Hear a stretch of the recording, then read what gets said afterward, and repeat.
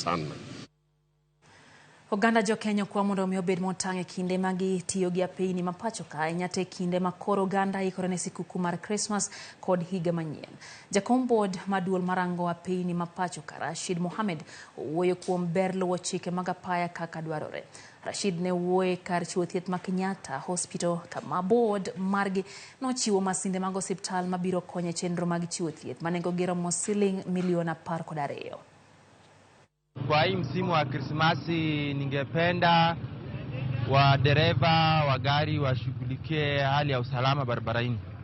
Nao kama umekunywa, umelewa, usiendeshe gari. Tafadhali pumzika, relax, lala paka ukipunguka ukua sawa unaendesha gari. Gari ifai ukua mtu unakunywa pombe na unaendesha gari. Unafaa ukue mtu normal, uko sawa ndio uweze kuendesha, uzingatie, usilete ajali, usiue watu kwa barabara, usilete ajali, kuharibu vitu vya watu. Hivyo ndio ningependa kusema. Tuko na sheria mingi za barabara ambazo tunafaa kuzingatia, lakini watu hawazingatii. Kwa hivyo muda huu ama wakati huu msimu huu wa Krismasi, ninaomba tu wananchi wote, wananchi wa Kenya wahakikisha kwamba umezingatia kanuni na sheria za barabara ili tuweze kuepukana na ajali za barabara.